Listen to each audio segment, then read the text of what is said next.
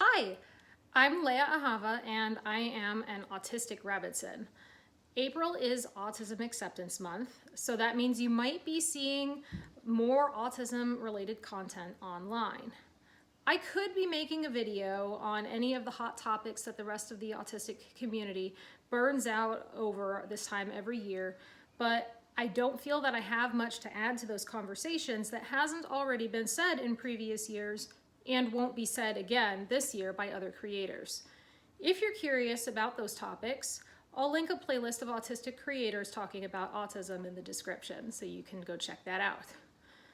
Instead, I want to introduce you all to the most famous autistic in Jewish history. I thought that I could do this in just one video, but when the source list passed the 2-page mark and I was still only looking at the Tanakh, I knew that it had to be a series. This person has it all: sensory differences, social and relationship differences, communication differences, and self-perception differences that are super relatable to autistic Jews today. So, who is it? Our very own Moshe Rabbeinu. What? Moses? The guy who led the entire Jewish people out of slavery? The greatest prophet to ever live? You're saying Moses is autistic? Heresy! Blasphemy! Nope. I'm coming to you this Autism Acceptance Month to tell you why the narrative of the Torah only makes sense if Moshe is autistic. In this video, I'm going to focus on traits that relate to Moshe's sensory experience. I'm starting here because what I have to say about his interpersonal relationships and his sense of self is too in-depth to share airtime with the series intro. Instead of diving in head first, come and take the pool steps with me and get used to the water. If you don't want to miss the videos on the other topics, please do subscribe to my channel so they show up in your feed. For purposes of this video, I'm going to break the information that we're going over about Moshe's sensory experience down into 3 categories: perception, processing, and response. The Tanakh is famously verbose on subjects that we aren't meant to read much into, and brief on subjects we're meant to consider carefully. We know Moshe is capable of having entire conversations with Hashem, while the rest of the people can't. We know that a component of this is sensory in nature. From the moment they very first interact in Shemot 3, Moshe is able to perceive Hashem's voice in a way that is clear but not painful. They can talk, they can argue. Contrast this with the people begging not to have to hear Hashem's voice at all, personally, in Shemot 20, and there's something that's clearly different about Moshe. If this was the only thing setting Moshe apart from everyone else, it would be easy to chalk that up to the perks of being a prophet. But of course, there's more going on. Let's jump over to sensory and information processing. Moshe's feelings hit him hard, and we see him experience sensory overload. In Bamidbar 14, he's so upset by the spy's slanderous report on the land of Israel and the chaos that follows that he falls to the floor. This is a guy who has no problem arguing one-on-one with Hashem, but when too many people are doing and saying too many stressful things at once, he can't handle it. This might feel pretty relatable to a subset of autistics who are perfectly happy blasting heavy metal music in their headphones but experience pain from the accumulation of everyday sounds going on, or would be at risk for a meltdown if they were situated between 2 active conversations at a Shabbat table. Finding resources for Moshe's perception and internal processing of sensory input in a Bronze Age text and its commentaries takes quite a bit of digging and pattern recognition. But much like how the DSM is better at describing what autistic behaviors look like from the outside than how autistic experience feels on the inside, the Tanakh more thoroughly captures the behavioral consequences of Moshe's sensory and emotional differences than what's going on beneath them.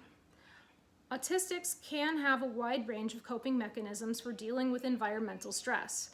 but Moshe doesn't seem to have been taught any that are sufficient for his needs. As a result, he has a great difficulty managing his temper.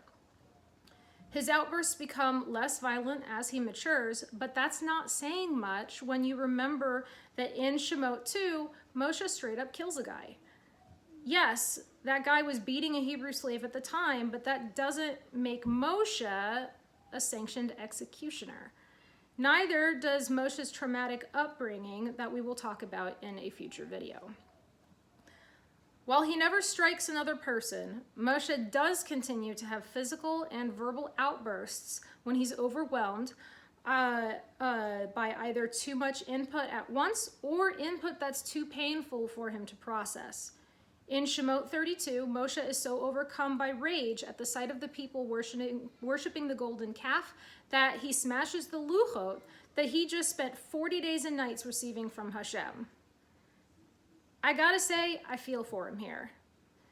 When I'm overwhelmed, it often feels like an almost palpable energy is building up under my skin and will explode out of my hands like a regeneration on Doctor Who.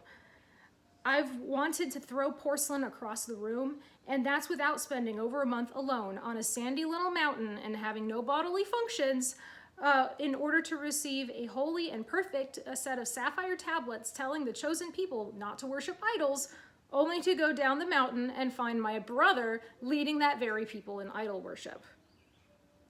Moshe's overwhelm comes in both acute and chronic varieties. From the moment he returns from Midian to free the Israelites, they are always fetching and blaming him for their own pessimism and unmet expectations. Whenever things start to look bleak, the people blame Moshe instead of turning to their own resourcefulness or even praying to Hashem.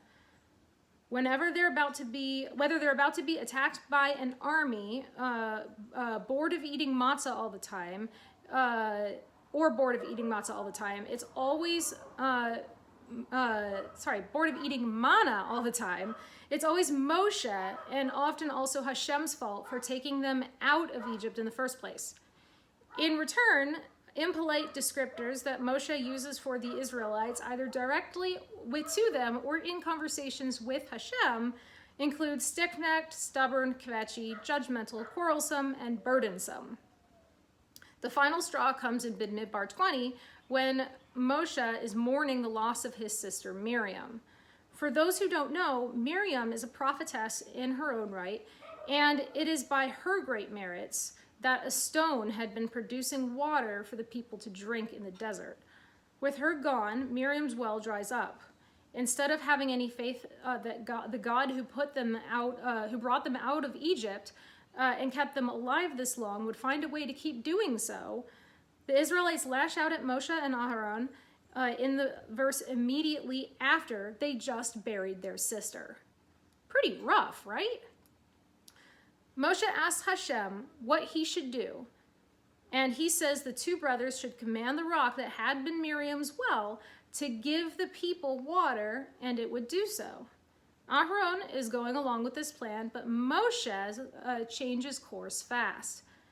Instead of displaying his rod and speaking to the rock, he taunts the Israelites, calls them rebels, and strikes the rock with the rod twice to produce the water. To put it another way, in the absence of healthier coping mechanisms, Moshe responds to the combination of overwhelming grief and accumulated bullying by beating up a rock instead of possibly hurting a person.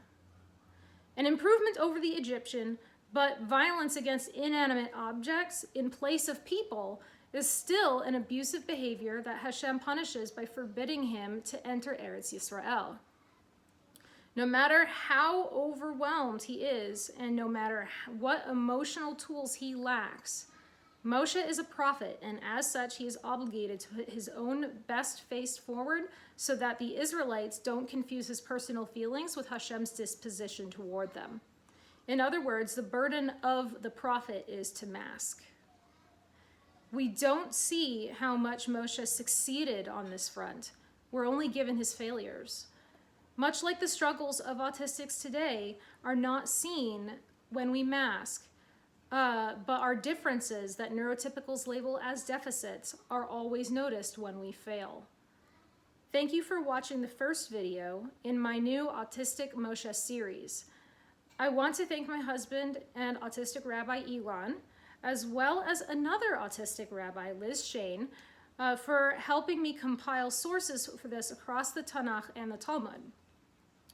You can find Liz's article about an autistic rabbi from the Talmudic period in the description below.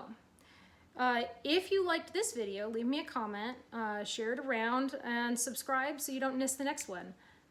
Happy Autism Acceptance Month, everyone. And thank you for watching.